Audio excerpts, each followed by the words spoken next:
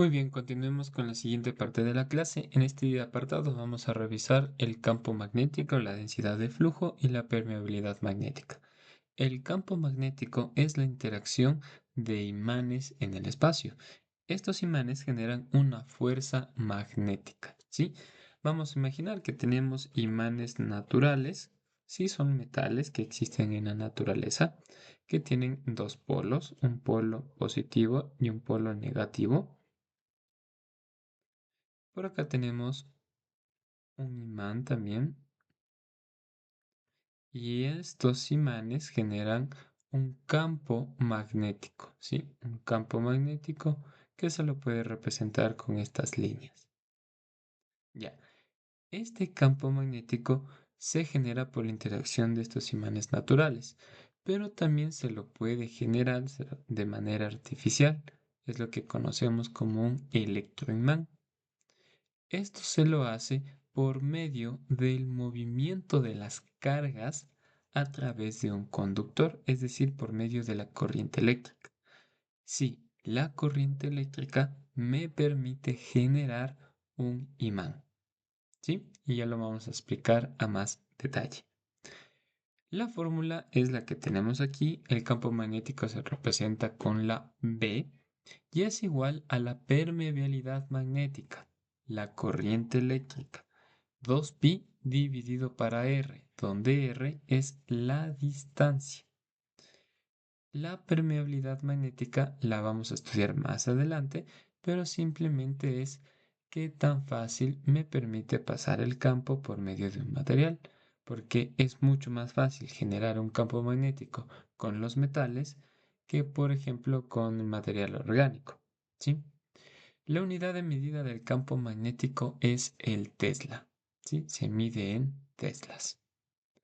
Hablemos de la siguiente variable, de la densidad del flujo magnético, simplemente flujo magnético.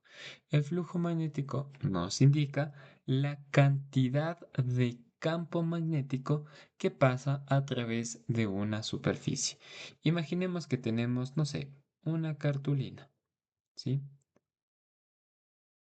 Por medio de esta cartulina está fluyendo un campo magnético, ¿sí? Fluye a través de la cartulina este campo magnético. Pues como mencioné, el área de esta cartulina con este campo magnético generan el flujo, ¿sí? En muchos de los casos, el ángulo que se forma es perpendicular. Sin embargo, en ciertos casos puede haber una inclinación. Y al existir esa inclinación, utilizamos el coseno del ángulo de inclinación.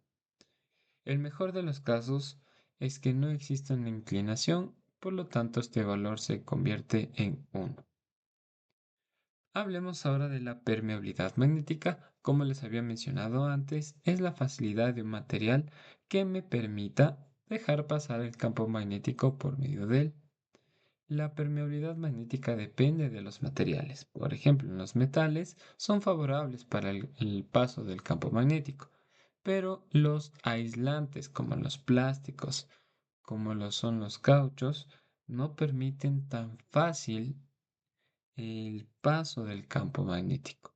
No sé si han observado, pero generalmente los cables de los cargadores de las computadoras, de los teléfonos, los cables de luz, todos tienen un aislante y ese aislante es de material plástico, justamente porque permite aislar el campo magnético. Muy bien, hablemos ahora sobre las fuerzas de las cargas eléctricas en movimiento de un campo magnético. Como yo les había mencionado antes, el campo magnético se genera por una corriente, o más bien dicho, una corriente es el movimiento de una carga. Entonces, una carga en movimiento genera un campo magnético. Vamos a representar este punto que se está desplazando de izquierda a derecha como una carga. Esta carga tiene una velocidad, ¿sí? Al tener una velocidad, y un movimiento, esta carga genera una fuerza, ¿sí? ¿Cómo determinamos el valor de la fuerza? Por medio de la fórmula que tenemos aquí arriba, que me dice que es el valor de la carga, además de la velocidad que tiene y además el campo magnético. Recordemos que si tenemos una corriente, se va a generar por medio de la interacción de cargas un campo magnético. Muy bien, utilizaremos la regla de la mano derecha para determinar la dirección de cada una de estas magnitudes. Recordemos que son magnitudes vectoriales. En este caso, la palma de la mano apuntando hacia arriba es la fuerza generada. El pulgar es la velocidad y la dirección que tiene la carga. Y el campo magnético es los dedos del resto de la mano. Recordemos que los dedos del resto de la mano se van a enrollar, si se enrollan, a través del conductor o a través de la dirección de la velocidad de la carga. Es por eso que aquí dibujé el campo magnético enrollado a lo largo de esta trayectoria. ¿Sí? Entonces, simplemente debemos de determinar qué dirección tiene cada uno de estos valores. Además, en muchos de los casos, se genera un ángulo de dirección de la carga. Ese ángulo es este ángulo teta que tenemos aquí, que nos permite determinar el valor del módulo de la fuerza cuando trabajamos únicamente con escalares. Si es perpendicular, pues prácticamente ese valor se hace 1. Finalmente podemos hablar de la ley de inducción de Faraday, pues como había mencionado antes, una carga en movimiento genera un campo magnético, pues el Faraday se percató que ese fenómeno sucede de igual manera en sentido inverso, en donde un campo magnético puede generar una corriente. ¿Cómo podemos entender eso? Pues imaginemos que tenemos tal cual un circuito, ¿sí? Y en este circuito tenemos conectado un foco, ¿sí? Aquí voy a dibujarle el foco, ¿sí? Imaginemos que esto es un foco. Pues, ¿qué pasa si yo tuviera un imán con un polo positivo y negativo y lo muevo a través de este circuito? Pues sucede que este foco se va a encender. Entonces, esta es la primera parte de la ley de Faraday, donde un campo magnético genera una corriente eléctrica. ¿Sí? Ahora, si tuviéramos más y más y más cables, por ejemplo, aquí otro cable, otro cable, otro cable, y pasara al mismo campo magnético, pues generará más cantidad de corriente, ¿no? Por lo que hay más cables.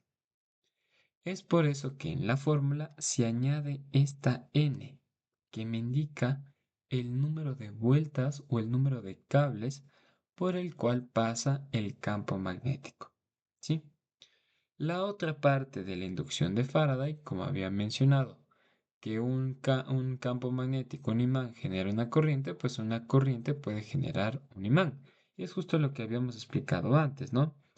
Que cuando tenemos una carga que circula a través de un circuito, imaginemos que aquí tenemos una batería y aquí se genera una corriente eléctrica, el flujo de esta corriente va a generar lo que nosotros denominamos un electroimán, ¿sí?